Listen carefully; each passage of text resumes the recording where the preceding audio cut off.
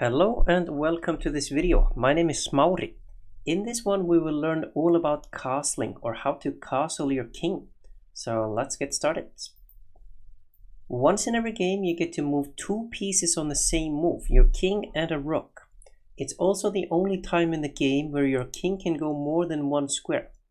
This splendid move is called castling, and we do it to get our king to safety and to get the rook into the game. Let's have a closer look.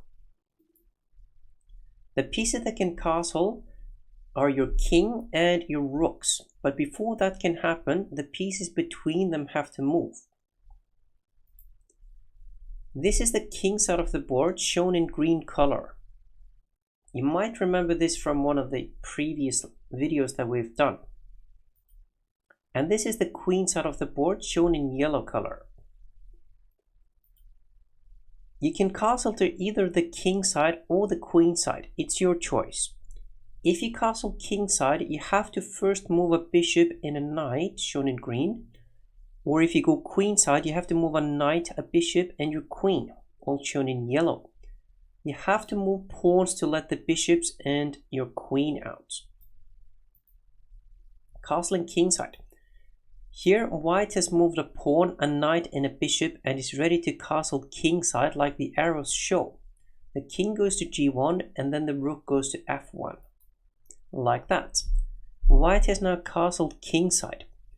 King side castling is also known as short castling. Castling queen side.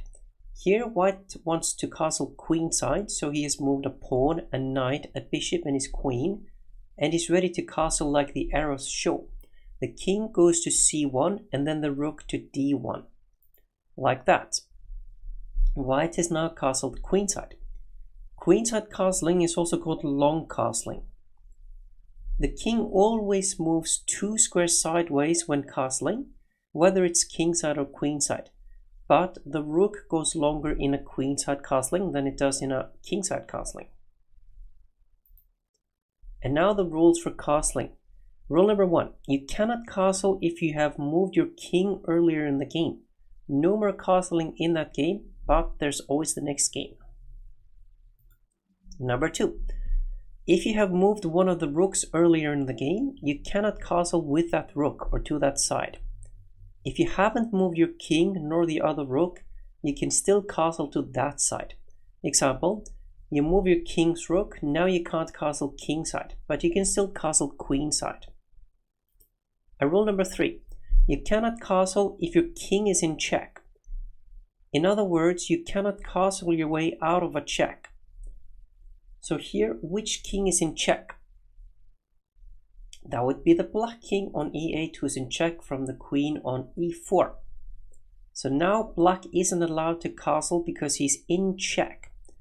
If the check is blocked, then you can still castle later on, provided that you never moved your king. And rule number 4, you cannot castle through check. So which black piece is attacking the square d1?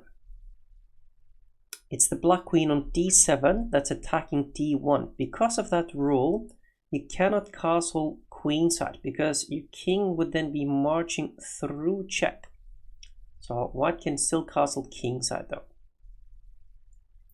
And rule number 5, you cannot castle into check. Which black piece is attacking c1?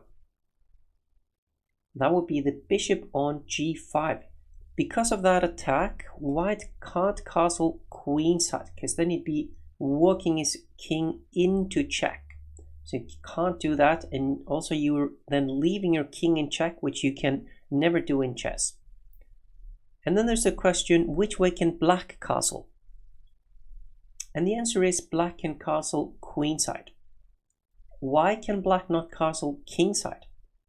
Well, he'd be breaking rule number 4 actually. He'd be going through check. If you notice the bishop on c5, that's a white bishop. Because he's attacking f8, that's why black can't go kingside, because then he'd be trying to go through the f8 square, so not allowed. And rule number 6, when you castle, touch and move your king first, then the rook. Otherwise, your opponent can force you to move just the rook, and that's based on the so-called touch move rule. And now a little test. Where can white castle? And the answer is white can castle queenside. Why can white not castle kingside? The answer is he'd be breaking rule number 4. He'd be going through check if he were to try to go to g1 because of the black queen on b5 who's attacking the f1 square. So you can't go kingside, but you are allowed to go queenside. Does it matter that the black queen is attacking b1? And the answer is no. You're not going through check or into check when you put your king on c1, and it doesn't matter that the rook goes over the b1 square to go to d1. And then where can black castle? The answer is black can also go queenside. What rule is black breaking if he tries to go kingside? The answer is he's breaking rule number 5. He's putting his king into check. So notice this knight on h6. Because he's attacking the g8 square, then your king can't go to g8 because then you're leaving your king in check. You can never do that. All right, and now let's move over to the chessboard where we can actually move the pieces, and let's see examples of castling where we're gonna first go kingside and then queenside. So if we want to go kingside, then let's move the king's pawn, and then we need to move those two pieces, the knight and the bishop as well. So this is an example of how the game might go up until castling. It never hurts to move your knights and bishops early in the game, so we're going to develop this knight, and now we're going to move that bishop. Black is also going to move a bishop, and now we're ready to castle. So the king's going to go to g1, and on the same move the rook goes to f1, so like that. And then black moves his king to g8, and then the rook will go to f8, so like that. Notice how I've painted those pawns in front of their kings in green colors. That's to point out that you want to have those pawns there in front of your king.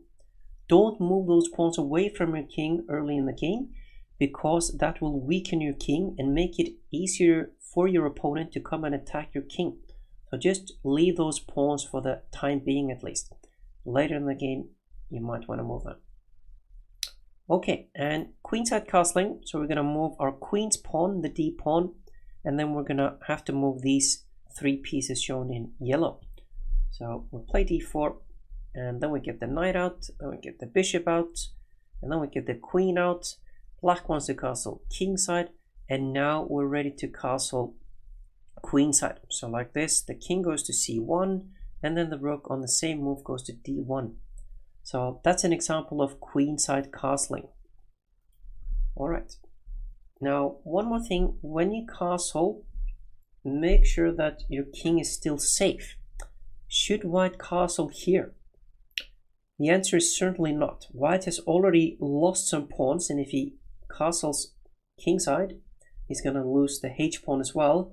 And notice how all the pawns that should have been in front of the king are now missing. The f-pawn, the g-pawn, the h-pawn, they're all gone. This means that it's going to be very easy for black to come and attack this king and checkmate this king and thus win the game. So when you castle, make sure that you're castling into safety and not like here. So let's go back to this one and show how it should be done. Here the pawns are still in front of the king and also in front of the black king. So those kings are safe. The other king wasn't safe. All right. That's all you need to know about castling for now. So I thank you very much for watching this video and see you in the next one. Bye bye.